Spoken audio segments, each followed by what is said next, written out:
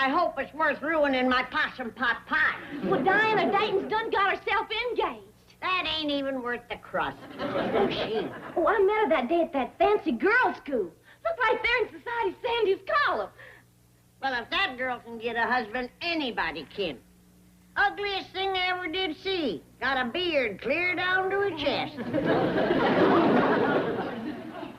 Well, Granny, you're looking at the wrong picture. That's some actor. This is Diana. The actor's prettier than she is, even with the beard. Listen to what Society Sandy says about her. This reporter's ears turned shocking pink to hear Divine Diana Dayton announce her engagement just hours after being presented to society at the biggest coming-out party these baby blues have ever seen. Well, that's fine, honey. Now, you run along.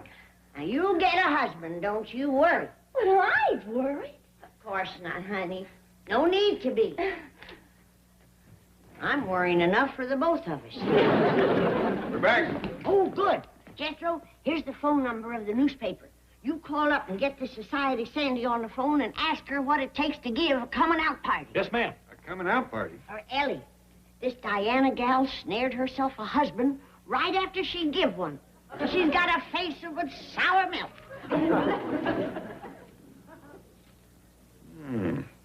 Better find out what they put in the punch. I got Society Sandy's secretary on the phone. We should have thought of it. The reason Ellie ain't got no dates is because nobody in Beverly Hills knows that she's here. She ain't been presented to society. And that's what a coming-out party's for, huh? Why, sure. When you want to get rid of an old hound dog, you bring him out where folks can look at him, don't you? I see your point, but I wouldn't put it just that way. All I know is that I've tried every love charm in my book to get Ellie Mae a husband. And now we gotta give it the old horse auction approach. Don't know as I'd put it that way, neither. Yes, ma'am. Uh-huh. Hand-engraved invitation. Everybody in the blue book. Uh-huh. Is that all? Yes, that's about it. Have fun and lots of luck. Bye. Oh, Society! Sandy! Feast your baby blues on this. Yeah. Ellie Mae Clampett is having a coming-out party. Ellie Mae Clampett. Let me see. Did I meet her at the Von Clippington tea dance? Oh, Sandy, I'm putting you on. It was a hillbilly. You should have heard the questions. At a coming-out party, does the folks have to stay out, or can they come back inside and set a spell? Clampett. Clampett. I know I've heard that name before. Get me research on the horn. Oh. Next, you got to invite the 400. They's in the blue book. We'll get one of them books. Yeah. And then you got to have party victuals fixed by a world's famous chef. Mm-hmm. I already figured on doing the cooking. And then you got to have music for dancing. Well, I'll get out my guitar and Jethro and his spoon. Yeah. This is Ellie's big chance. We gotta do everything big. Everything first rate. You're right. We gotta hire us a high-class outfit. This calls for nothing less than Luther Gooch and his Ozark Jug Band. You reckon they'd come? Oh, it's gonna cost Jed a pretty penny. But as long as we've gone this far, what's another $10 or $20? Okay, thanks. No, that's all I need to know. Wow. What a scoop. Ellie Mae's father, J.D. Clampett, has 68 million simoleons. Oh, they're in the simoleon business. That means money, honey. They're oil rich. Get him on the phone. It ain't no rumor. It's gonna be the biggest wing-ding you ever seen. We're bringing in 2 bands from out of town, inviting everybody in the blue book and then some. Sounds like you're out to get a name for yourself. No, we're out to get a name for Ellie. One with a missus in front of it. Oh, kid's spending a fortune. We're gonna make the Diana Dayton's party look like a rained-out well digging. Zappity-doo, pussycat. My head is spinning. Then if you don't want to miss the party, you take some horehound and honey and get right in bed. All right. Society Sandy sick? I'll say, light-headed, talking goofy, and has the worst case of gravel throat I ever heard. She sounded for all the world like a man. Good morning, Miss Hathaway. Oh, Chief, have you seen the morning paper? No. Is my picture in it? It's Society Sandy's column. It says the Clampetts are having a coming-out party for Ellie Mae. What? Listen, there's a coming-out party planned for the Clampett cupcake, Ellie Mae, that should be the Beverly Hills Basherino of the year. Papa Clampett is sparing no expense. Call that paper. They can't print lies like that. I'll sue. Well, Society Sandy got the story right from Granny. Come on, we've got to get up there and stop them. But Chief, a coming-out party for Ellie Mae isn't such a bad idea. It is when they spare no expense. Come on.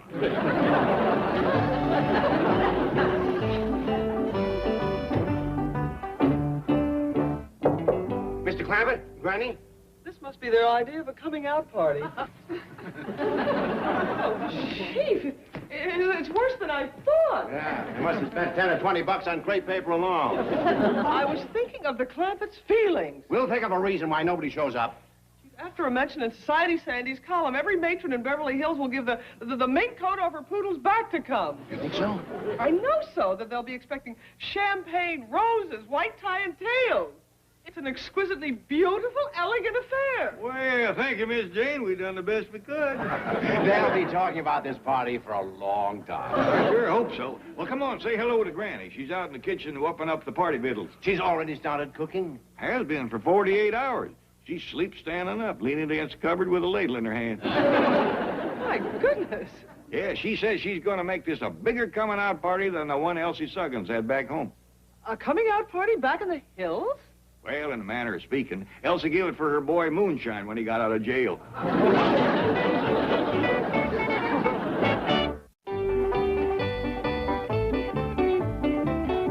Granny, look who's here. Hello, Granny. How are you, Granny? Good to see you. But don't get no ideas you're going to help out. Everything's been taken care of. The plans has been made, and the cooking is on the way. Granny, you're dead on your feet. You need some sleep. Sleep, there'll be plenty of time for that after Ellie's wedding. Wedding? Yes. Out here, a coming-out party can get a gal married quicker than a shotgun could back home. Well, I don't know about that, but I thought it'd be a good way for Ellie to meet some of the young fellas around here. Granny. Oh, yeah, of course. That's right, of course. Oh, howdy, Mr. Drysdale. Miss Jane. Uncle Jeff. The wind was blowing too much out back, so he's going to finish the invitations in here. Those are invitations? Yes, ma'am. For a fancy do like this, we found out they had to be hand engraved.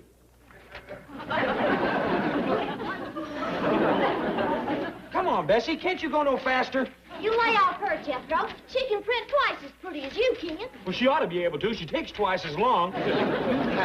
Bessie helping you? Well, Jethro said we'd never get done unless she did. Yeah, Society Sandy said that we should send invites to every one of the 400 in the Blue Book. Do you have a blue book? Yeah. This here's one. Jethro, this is the Beverly Hills telephone directory. That's right. That's the only one with the blue cover. Jethro, the blue book is another name for the social register. Yeah. Boy, if I wasn't so doggone good at ciphering, I'd swear there was more than 400 names in here. I don't know which will hurt them more. Being laughed at then or being told now they're doing everything wrong. Well, you've got to tell them. Absolutely not. I'll resign first. All right, resign first, then tell them. I couldn't. Well, who are we going to find? Who will? Who's cold enough, callous enough, heartless enough? Milburn? Margaret, we were just talking about you. Excuse us, Miss Hathaway. How are you, my sweet? I was just reading Society Sandy's column about Ellie Mae Clampett's coming out party. Everybody in the beauty salon was talking about it. Oh, yes. Your hair does look gorgeous, dear.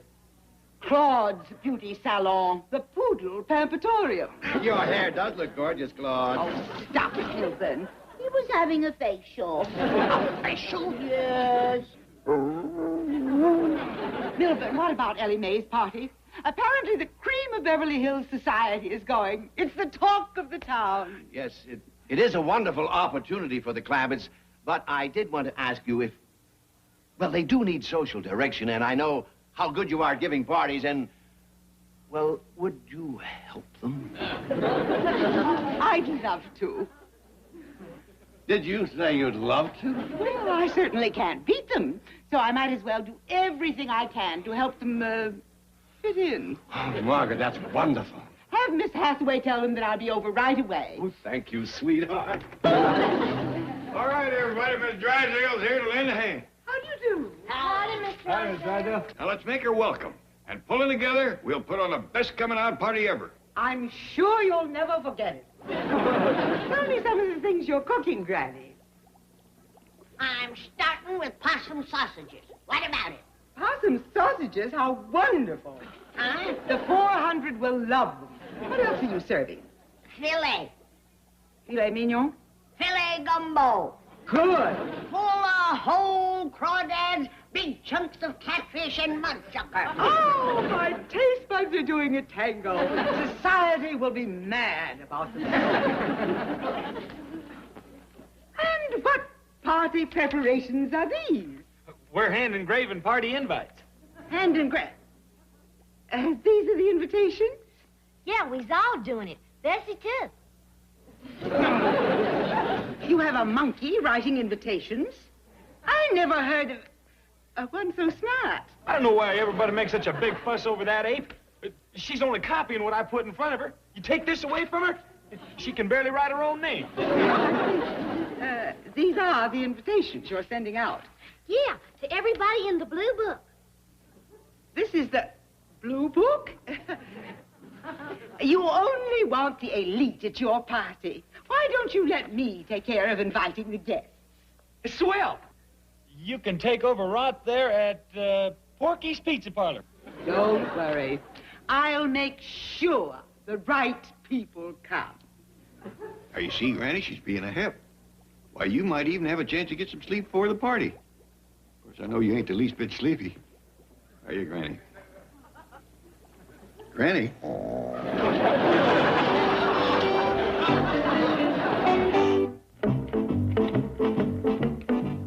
Good morning, Miss Hathaway. Well, all ready for the big party tonight?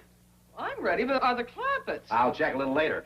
Margaret's up there right now attending to the final details, and she's personally invited all the right people.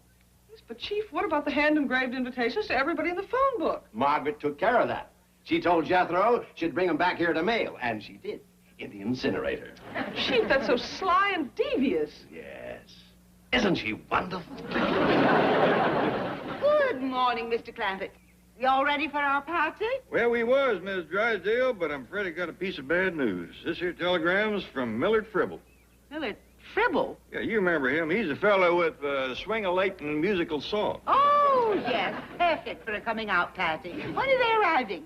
Well, that's just it. They ain't. They ain't? They aren't? No, you see, they took an offer to play at the Buzz River Hog and Steer Auction. They're giving up a trip to Beverly Hills for that? Well, it is a showcase. I see.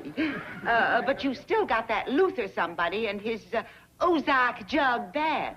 Oh, Luther Gooch phoned to cancel, too. It seems they needed some new jugs to toot on. So they had a party, and now they got the jugs, but nobody's sober enough to play them. What a shame. Don't worry, we got plenty of records to play on the phonograph. You know, bluegrass, barn dance, things like that. Well, as long as you have country music, it's a high society favorite. Well, you got the outside decorated all right? Oh, you've done a fabulous job. Of course, a few more corn shucks would be nice. Well, that's fine with me, as long as your friends wouldn't feel it was too show-off. Jed? Oh, Miss Drysdale. I was calling Jed to come see the coming-out dress that you bought for Ellie. Come on in. That sure was nice of you, Miss Drysdale, buying that dress, fixing Ellie's hair and all. Come on down, Ellie. Oh, she's just perfect.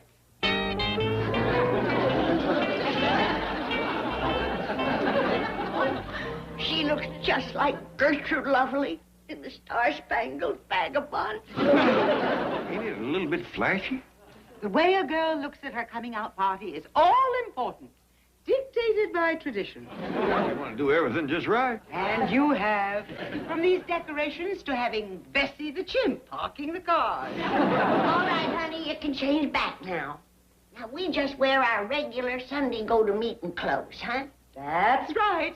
And Mr. Clampett, the big tie with the flower. I didn't know you was fond of it. Oh, yes. Well, everything seems to be in order, so I'll be running along. If you need any more help before the party, just call me. Yeah, thank you, Miss Drysdale. Yes, thanks, honey. You've been awful sweet. It was my pleasure. I just want to be sure that Beverly Hills society gets the proper impression. I don't care about that. Just so Ellie gets the proper fella. I can't get over how she's helped us with this coming out party. Sweet as sugar. Ain't tried to change one thing that we done. And do you know, it was her suggested bobbing for apples and having a sack race. This goes to show you that when it comes to having a good time, folks is folks. Either high society or a bunch of stump jumpers like us. Wonder who that is. She double-crossed me. She hasn't changed a thing. Oh, hi, Mr. Drysdale, Miss Jane. Just couldn't wait till tonight, huh? Really looks nice, don't it? Well, your wife ought to need a few more corn shucks around. She's been nice as pie to us. Even bought Ellie a beautiful red dress and... Red? all covered with fringe and spangles and such. Says all coming out gals wears them. Of course, everybody else just wears Sunday go to meet. Don't worry about splashing gopher gravy on your good clothes. We've given everybody their own bib. Drive back to the office, Miss Hathaway. But, Chief, Drive. Excitement just too much for him, huh? yes, that's it. Well, see you tonight. Come early, stay late. Bye. Just wait till I get my hands on Margaret. Look at this guest list. Everybody from Society Sandy to fill the dry cleaner. Prince Filippo to Ragatini. Either way, they're all gonna think the Clampetts are a bunch of hicks. Why, these social lions will eat them alive. Well, it looks as though your wife has won. The party's tonight. We've got to do something. Ellie Mae's coming out will look like a masquerade ball. Chief, that's it. Give me the guest list and let's start phoning. What are you talking about? A society first. A masquerade coming out party. All right, but it better work, or there's going to be a giant going-away party. For the Clampetts' money, my wife, and you.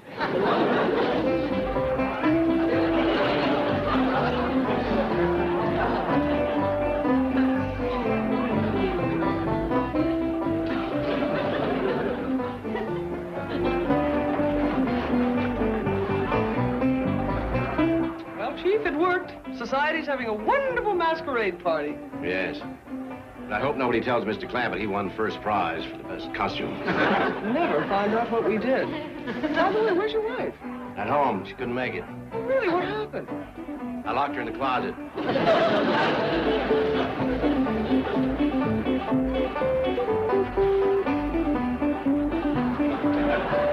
Well, Granny, they all seem to be having a high old time. Mr. Drysdale says the cream of society is here. Well, if this is the cream, I'd hate to see the skim milk. Look at them. They're all a bunch of goofs.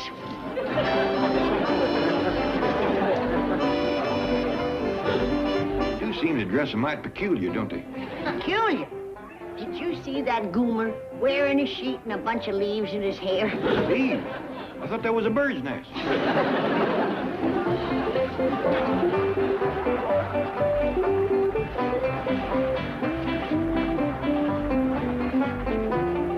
It ain't so much they're dressing funny, but have you talked to any of them?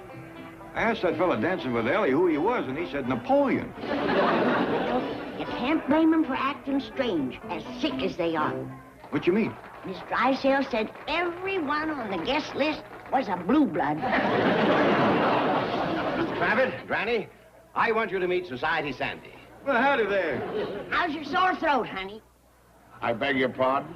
Just can't shake it, huh? You pussycats have really done it. You know, these Tootsies have danced at a lot of coming-out parties, but this one beats them all. It's the most original and inventive I've ever seen. Well, thank you, but by rights, the credit belongs to you and our dear friend, Miss Drysdale. Well, it's a great party, and you have a lovely daughter. And I hope I see a lot of you in the future. Well, Mr. Lady Killer, you sure set Miss Society Sandy on her ear. What you talking about? Well, she seemed quite anxious to get to know you better. I mean, she ain't gonna have that sore throat forever.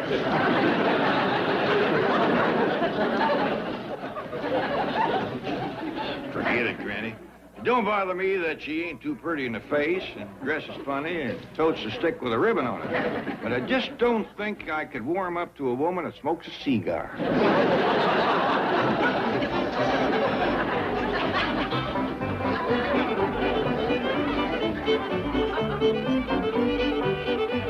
Ruins him.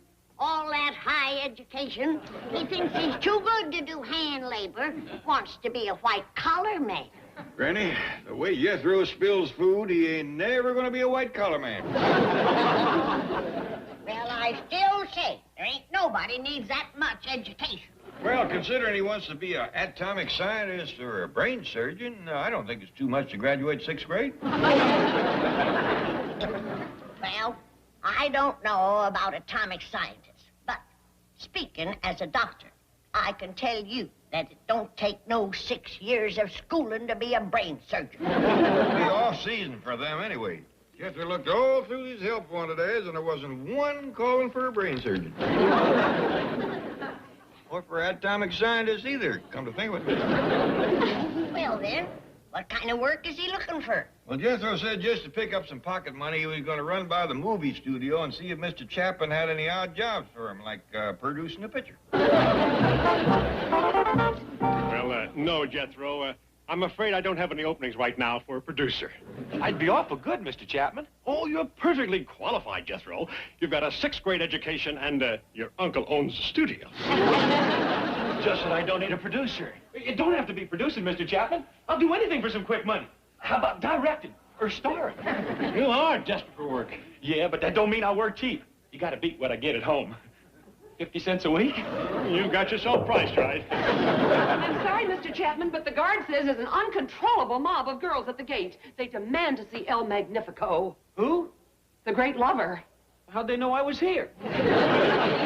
This is El Magnifico, Jethro. He's a famous matador. We're making a movie with him. Tell Ralph to put on an extra card. Yes, sir. This guy's a great lover? That's right. Well, heck, fire. He ain't even out of knee breeches. That's what a matador wears when he fights bulls, Jethro. Fights bulls? Yes, that's his profession. He's a bullfighter. Boy, he's harder up for a job than me. Don't kid yourself. Matadors are not only popular with girls, they make a great deal of money.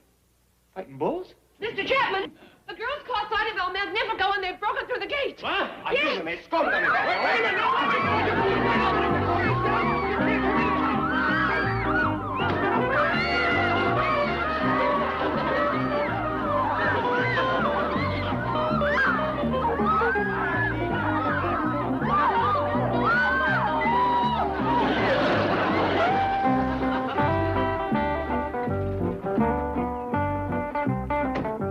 Uncle Ted, can we get us a bull? A bull? What for? I'm gonna fight the booger. Fight him? Yeah, that's gonna be my life's calling, fighting bulls and beating off women. Whatever it was that mashed your head out of shape didn't do your brain no good neither. This ain't my hat. This belongs to a feller by the name of El Magnifico. He's been fighting bulls for 10 years. Well, if you don't like him, why don't he stay out of the pasture? Ted, he don't fight them for spite. He fights them for money. He gets paid? Yeah, thousands of dollars. For fighting bulls? Yeah. Boy, somebody's been greening you. Uncle Ted, it's the truth. Well, if it ain't the educated white-collar worker. Did you get a job producing movies? No, ma'am, Granny. I done decided on a new life's calling. That is, if Uncle Jed will give me the money to buy a bull. Now the boy is talking sense. Raising cattle is good, honest work. I ain't gonna raise cattle. Well, what you want with a bull? Don't ask, Granny, if this gets you riled. Why should I get riled? A honest answer turneth away wrath. Now, tell your granny, what you gonna do with the bull? I'm gonna fight him. Don't you give me any Granny, I ain't giving you no smart mouth. Bullfighters makes lots of money. Hey, and girls just goes crazy for them. I want you. Well, where'd you get a story like that? Well, I figure somebody's just trying to unload a bad bull on a green boy. I tell you, I seen it with my own eyes. There was a skinny little fella wearing a sissy suit with knee breeches, and a whole bunch of pretty girls throwed themselves on him like ducks on a June bug. How come? Because he fights bulls. Oh, you gonna say that, sir? Is that the only reason? Well, it had to be. I was standing right there, and they grabbed him. He's an uncommon handsome man. Compared to me? Yeah, well, I reckon there's lots of things in this world we don't understand. I don't care nothing about understanding it. I just want to get in on it. How about it, Uncle Jed? Can I get a bull and go to fighting? You can get a tater fork and go to digging. And I dug them taters. Here, boy, take these out in the kitchen. The women don't chase tater toters. You got one chasing you.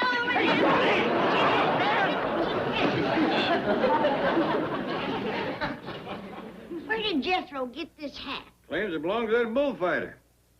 His head must have run mostly to ears. Granny, I got an idea. Let's get us a bull. What? Now, hear me out. We've been wanting to have a good old-fashioned barbecue. But Jethro will go to fighting it.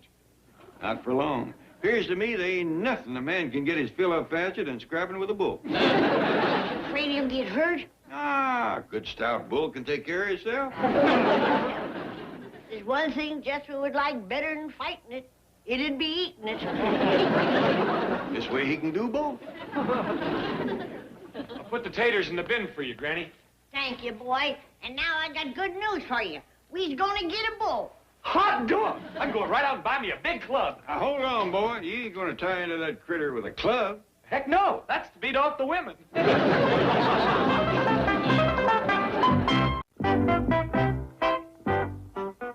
Melvin, be reasonable. I know we're a little over budget. You're $100,000 over budget. But we're making the greatest bullfight picture of all time. Sand and blood. I don't mind the sand, but stop spending my blood. Chief, this picture will thrill millions of aficionados like myself. It will be the movie debut of El Magnifico. El baloney. Now, I want this picture wrapped up. Now, you tell him to throw his bull and get back to Spain. But you just don't say that to the world's greatest matador. I'll say it to him. Now, you get that steer jockey in here. Get going, El Scrammo. We will not stand here and allow you to insult one of the greatest toreros to ever enter the bull ring. Yes, and we're putting him on film. We're putting him on a boat. Melvin, just the women who come to see this picture will make it a success. That's true. El Magnifico is one of the world's most eligible bachelors. Yes, he'll make the 100,000 back for you. That clown wouldn't know what 100,000 looks like. He gets 100,000 for one bullfight. What? That clown is worth $5 million. How dare you call him a clown?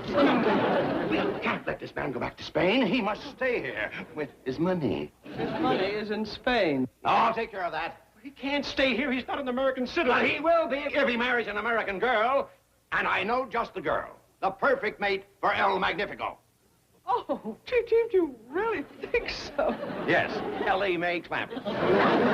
Ellie Mae. But they have nothing in common.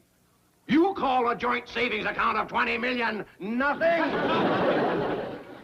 Who has insulted me? What idiota dares to call El Magnifico steer jockey? Idiota! You, senor! Forgive him, Your Majesty. He doesn't realize that bullfighting is an art form, a ritual, a drama that has been woven into the very fabric of Spanish history for 1,000 years. A drama that has produced its greatest performer in the person of El Magnifico. Gracias. Ramon Miguel de Santoya y Manzanares at your service. El Milberno Tabasco de Drysdale at yours. Hey, y'all come out and see my bull. You got a good one, Jethro? I'll say. Got horns clean out to here. And strong as a bull. I figured. Well, you can tell by looking at him, he's a real scrapper. We'll be out directly. Wash up and have some victuals. Ah, dash him, Granny. Ellie's out there, and that rascal's liable to throw her clean over the house. Hey, Ellie, get away from that bull! Honey, cute, Jethro. I'm gonna call him Marvin. This thing ain't no pet. Well, what you gonna do with it? I'm gonna fight him. Well, what for? For fame, fortune, and females. Huh? There's something about seeing a man fight a bull that just drives women wild. How come? I don't know. But you watch and see if it stirs you up when I go to tussling with him. Okay. Come on, Bull. Let's mix it up. Come on. I dare you. Cross over that line. Well, come on. I spot you, 800 pounds. How's that, Ellie? Well, I'm commencing to get stirred up. Hot dog! Now I'll show you my step-over toe hold.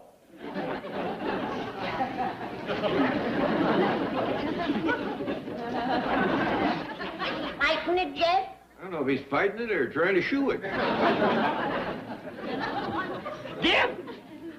I'm commencing to get real stirred up.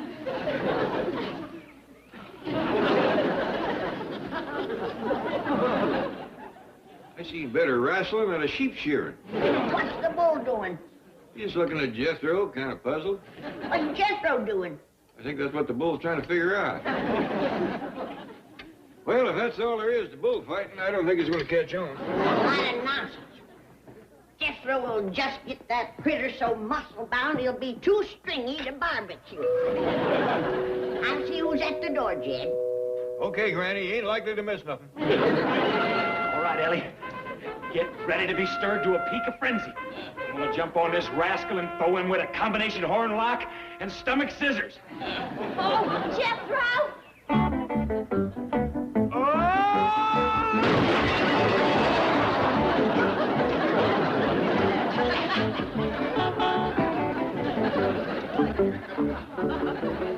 There's a crowd pleaser.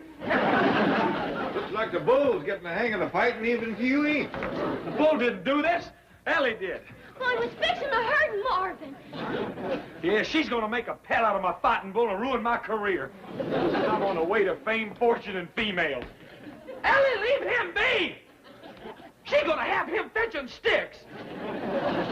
Don't knock it, boy. It's better than what you had him doing.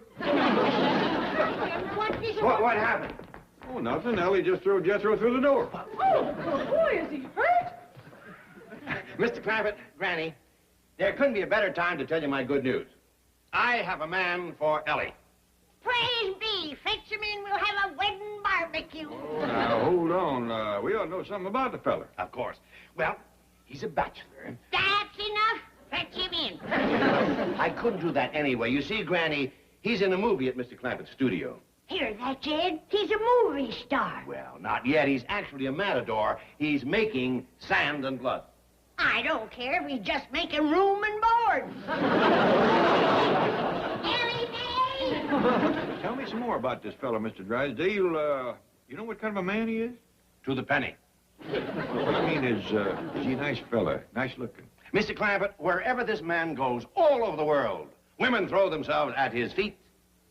Well, I don't downgrade good-looking feet. I have already in the jiffy, Mr. Drysdale. Well, I'll go along and help them pick out just the right dress for this fellow. He's something special. Danged if he ain't. Pretty feet, and wears a dress. Yeah, but Jen, Miss Jane straightened me out on that bullfighting business. She did, huh? Yeah, it turns out you don't hand wrestle him at all. Just kind of wasting your time, huh? Yeah, but I know what to do now. What's the tablecloth for? For the bull. Wait a minute, boy. Let your granny cook him first. Now,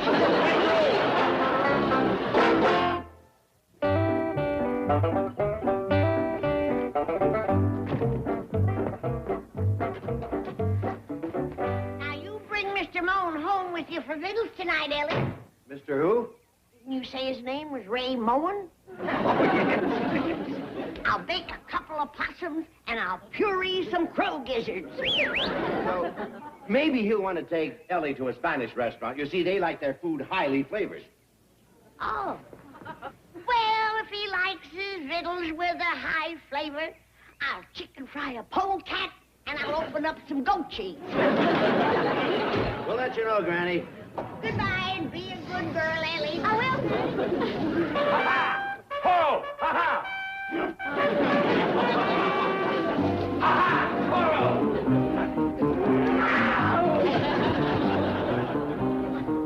There, see? That's how you're supposed to do it.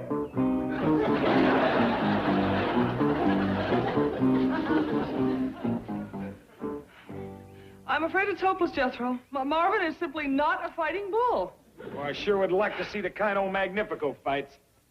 Let's go over to the studio. They're filming a corrida this afternoon. Hot dog! I'll get my coat.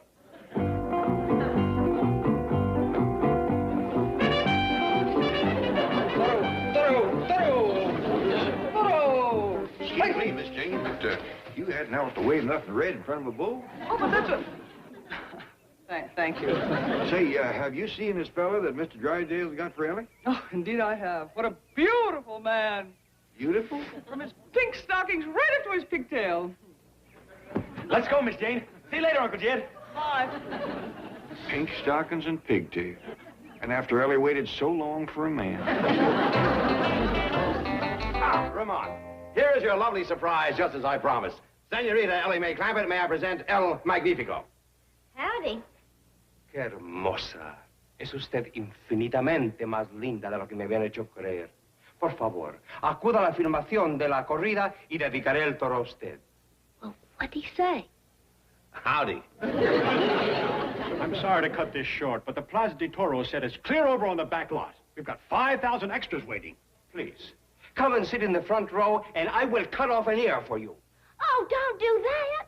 You only got 2. What does she mean by that? Howdy. Well, you run along. We'll be there. Hasta luego. Well, Ellie Mae, how did you like him? Well, he's awful pretty.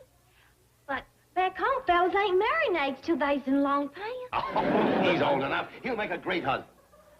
Well, I wouldn't mind cooking for him. I sure would hate to have to wash and iron that, too.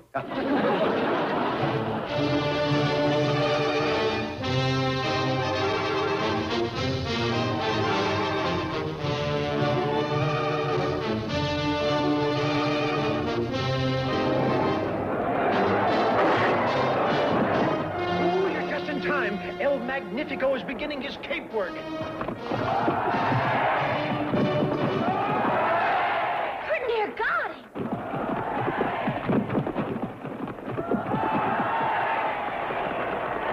Why don't he throw away that old red overcoat and lay down like everybody's telling him? He's gonna get hurt. No, he's not, Ellie. He's just teasing the bull.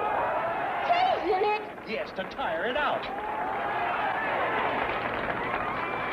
you stop teasing that bull! Stop it or I ain't gonna marry you!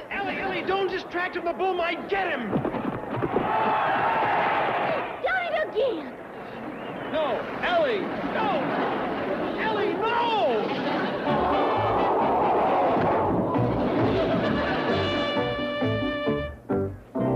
Bull! I didn't even hear him coming.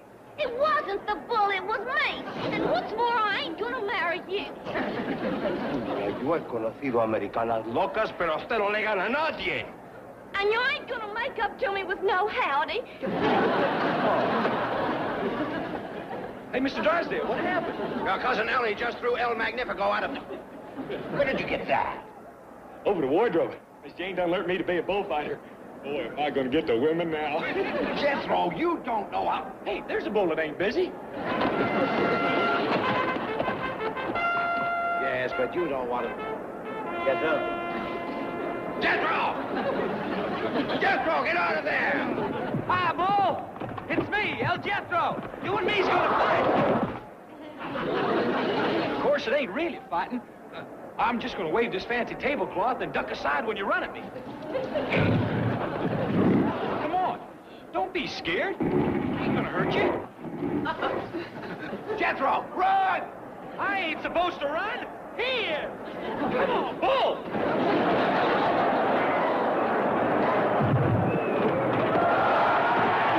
Hey, watch them horns. I don't want you ripping my fancy britches. Oh!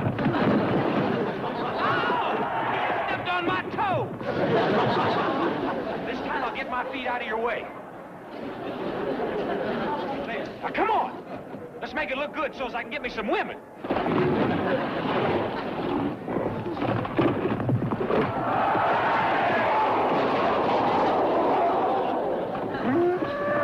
Hey, look.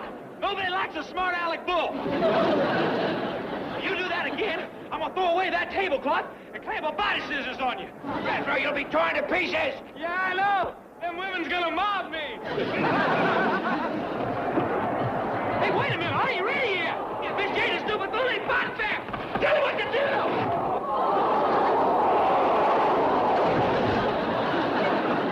Mr. Jethro, you shouldn't have gone in there. Are you all right? Yeah, I'm fine. But that bull sure needs some lessons.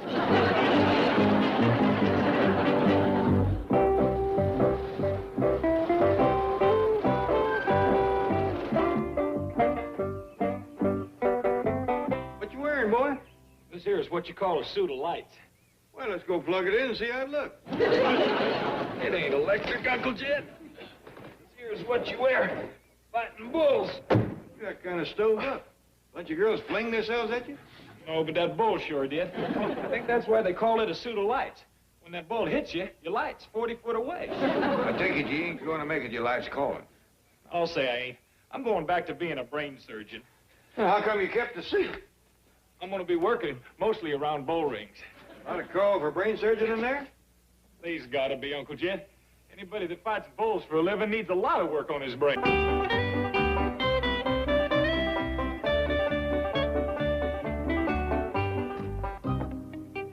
Gypsies.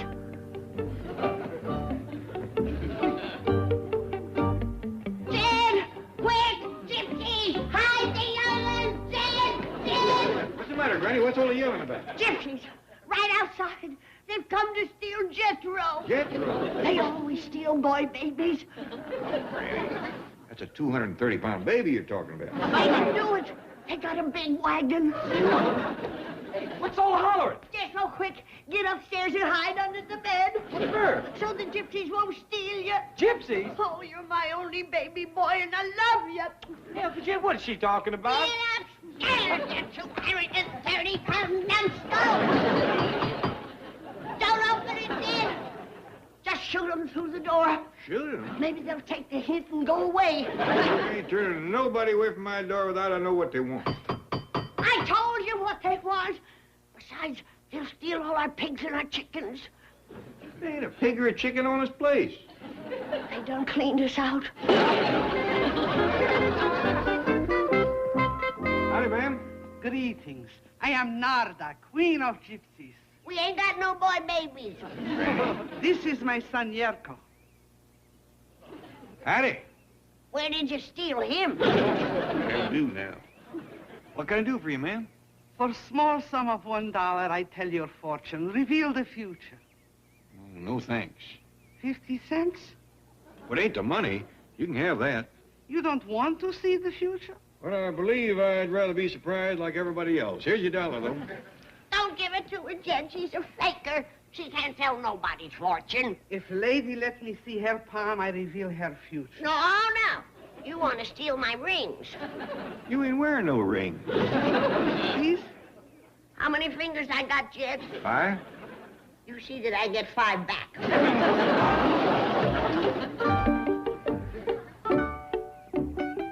Nice looking team of horses. Thank you. I see. What do you see? Nothing. Narda can tell no more. Why? What's the matter? Don't ask. Come, Yerko. But you got $1 to tell me the future. Here, take it back. Quickly, Yerko. We must leave before it happens. Before what happens, tell me. I'll give you $5. No.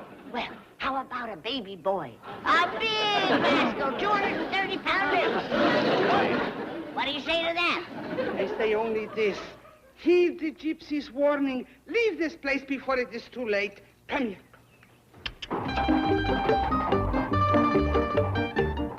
Did you hear what she said? Yeah, I sure am glad you're too smart to believe in that nonsense. 20, 30, 40. Now, you sure they'll leave? I depend on it. Oh, I'm so happy. For 5 years, I've been trying to rid the neighborhood of that blight. Now, at last, my dream has come true. The money, please. Oh, yes. Where was I? 20.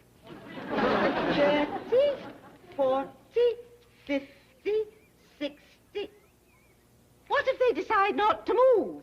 You have but to call on us at tea room. Yerko and I will pay them another visit. Of course, that will cost you another $100.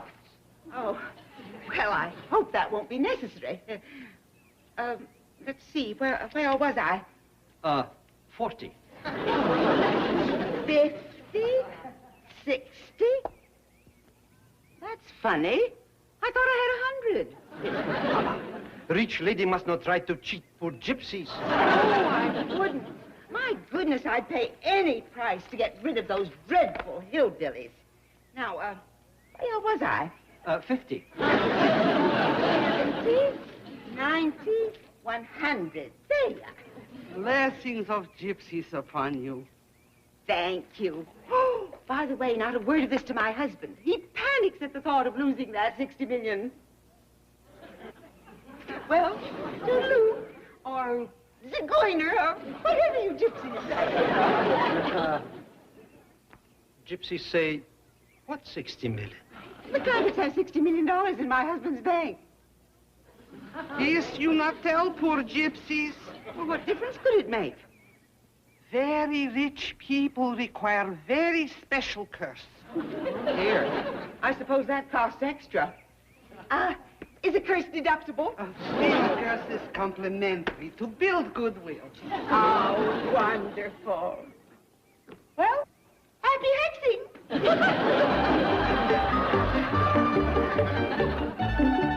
Mother, she must have had another $40. Granny must have 15 million. Yes, but how do we get it? Very simple, my son. I will read her palm again. I will see a dark, handsome man. He will marry her. Marry Granny? A dark, handsome man? So you're not handsome. Me? No, wait a minute, Mother, listen. Mother, please. I'm sorry, Chief, but Granny just called with an impossible request, and I thought I'd Miss Hathaway, when a woman has $15 million in my bank, no request is impossible. But she wants to take the $15 million out of your bank. Impossible. I thought you'd feel that way.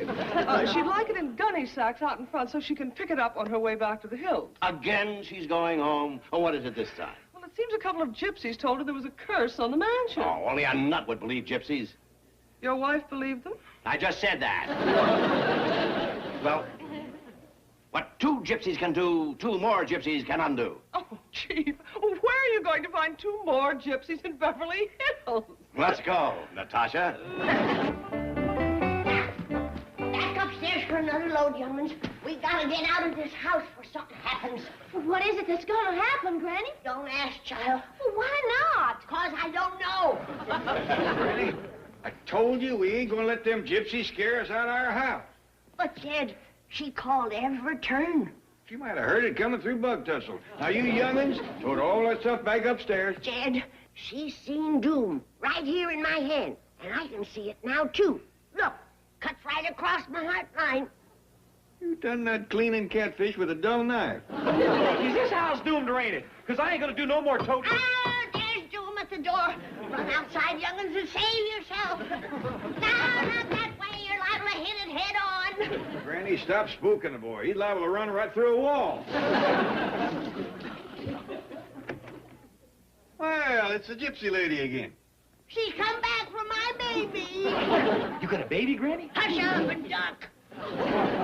I have good news. There is no curse on this house. Gypsy make mistake reading palm. Oh, don't blame yourself, ma'am. Granny's got a catfish scar. If you will let me see your hand again. Run, Jethro! Get away from me, Gypsy. You're in league with the devil. Forces of evil.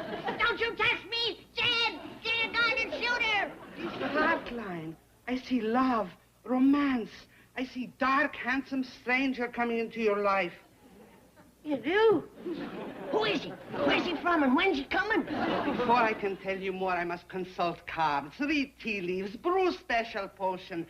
Could my son and I make camp here overnight? Why, sure. Can't they, Jed? Granny, I thought you was scared of gypsies. Whatever give you that notion? Why, some of my best friends are gypsies. Like my friend Narda here. She's a queen. Oh, we'd be pleasure to have you, ma'am, but no call for you to camp out. We got plenty of spare bedroom. Oh, thank you. Jed, gypsies is outdoor people. To put a gypsy in a house is like putting a bird in a cage. Well, we would not mind. Oh, now you're just trying to be nice. We're not going to force our ways on you. Well, Granny, it gets pretty cold out there tonight. But, Jed, that's what gypsies like, to sleep on the frost-bit ground. Why, to put a gypsy in a warm bed, why, they's miserable. He means well. He just don't know your ways like I do. Well, just this once we could sleep in... Now, Narda, I know that you draw a heap of power from sleeping out under the moon. And I want you at your peak when you conjure up a dark, handsome fella. Now, you take your wagon and go out by the cement pond and camp there. I'll see you later. Granny, it's going to get pretty nippy out there tonight. Jed, you don't know these people like I do. A frostbit gypsy is a happy gypsy. Drive around back and make camp for the night. Make camp? There must be at least a dozen bedrooms in this mansion. We are outdoor people. Not me. I'm a tea-room gypsy. Do as I say and you will be a rich gypsy. Has the dark, handsome stranger come yet, Jed? Not yet. Well, I'm ready for him. Skillet, skillet in my hand. Who's the fairest in the land? You little doll. Granny, I hope you ain't setting too much store by what that gypsy told you.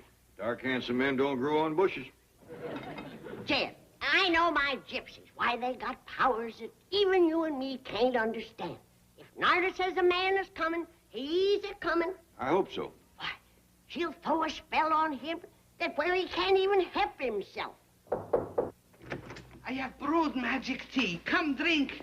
Hot diggity-dog. There. Now, where's my fella? I find him in tea leaves. You should have told me. I swallowed half of him. It's all right. I see him. What does he look like? Very dark, very handsome, has mustache. He comes on wings of song. Any moment now. Stop that racket. I can't hear what the gypsy's saying. Oh, it's you, Jerko.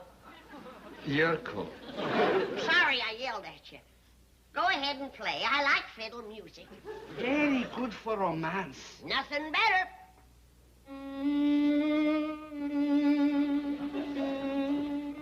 How's that for service, Jed? She's not only conjuring me up a fella, but she furnished a fiddle player to put him in the mood when he gets here. Uh-huh. You done your part, Narda. Now it's up to me and Yurko. The gypsy's blessing upon you. And on you, my son. That's the only tune you know how to play. Oh, no. Anything you want. Well, how about something popular like 10-cent cotton, 40-cent meat? I don't believe I know that one. How about the letter edged in black? That's pretty on the fiddle. Or the coffin in the baggage coach you had? Well, they ain't exactly courting tunes, Jed. There he is. How do I look, Jed? Fine, Granny. You want me to go let him in? No, I'll go. You stay here and try and learn that goomer some courting music. You know the Crawdad song? I don't think so. Well, you'll catch on in a hurry. It goes like this.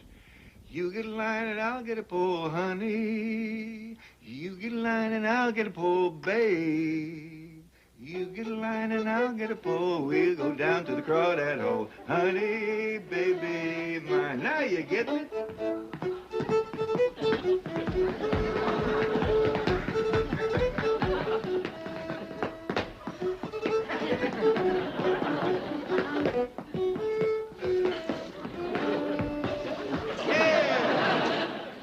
Are you sure gypsy men wear earrings? I feel like a darn fool. You look fine, Chief. Very handsome. I'm coming, lover. Ooh, dark and handsome with a mustache. Maybe it's Dustin Farnham or Bull Montana. It's a gypsy. Yes, I am Zarko, king of gypsy. I'm sorry. Spell or no spell, I can't marry you. Am I? I'm too old for an outdoor honeymoon.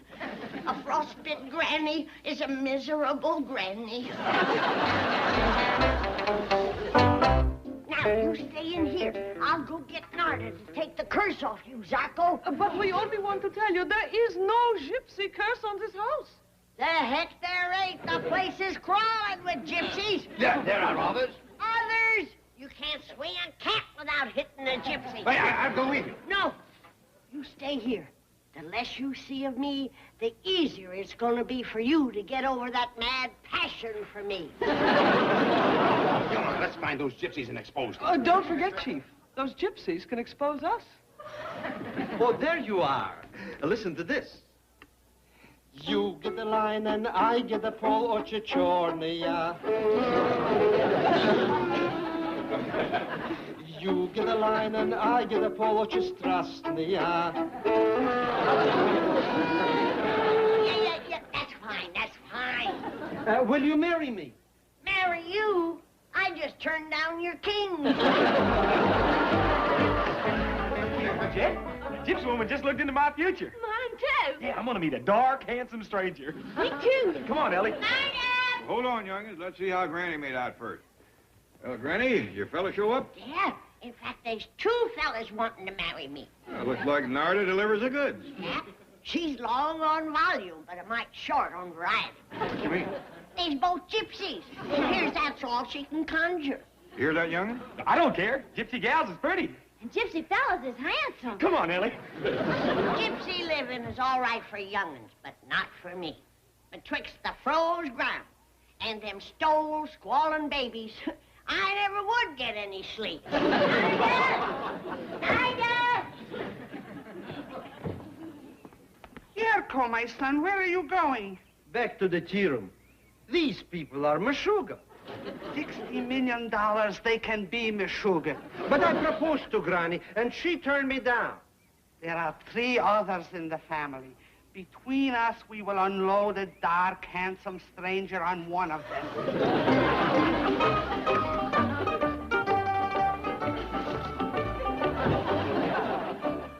Who are you? I am Zarko. I am daughter of Zarko. I am Yerko. I am mother of Yerko. I am Jethro. I am cousin of Jethro. Hey, you must be that gypsy gal I was supposed to meet. But of course. And you must be my gypsy fella. What else? Come on, let's get acquainted. What tribe you from, Gypsy? What tribe you from? I am Queen of Zagrax. I am King of Greenbacks. You tell fortune? Yes, and I see jail in your future. Now hit the Romney Trail before I call the bunco squad. Wait, don't spoil good thing. There's plenty here for all gypsies. Very rich hillbillies. Those are my very rich hillbillies. What is the meaning of this? I paid you gypsies $100 to frighten the Clampetts back to the hills. You did? You know very well I did.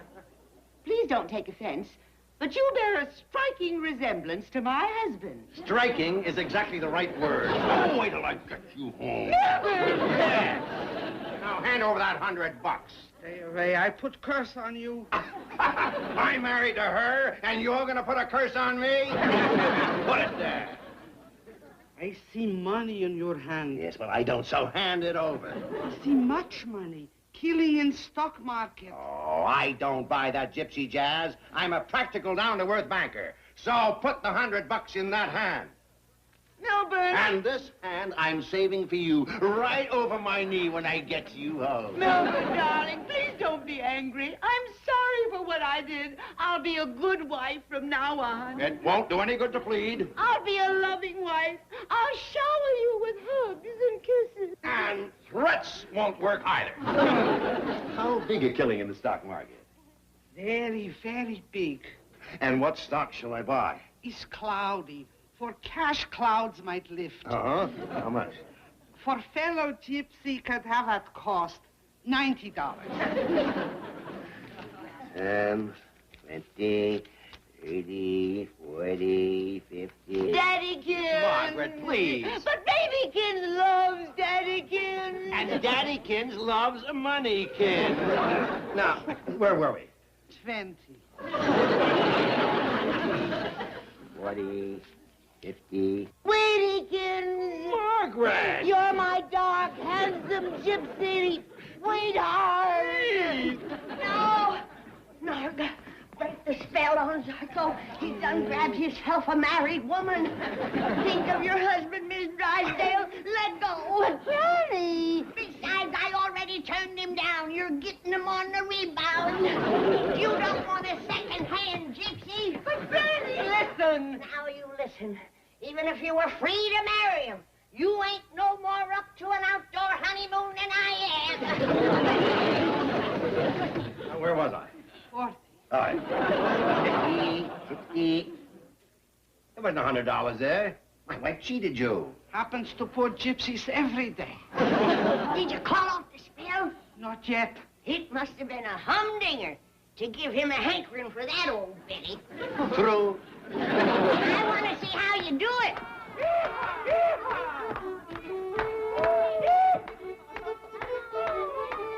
What's going on in there?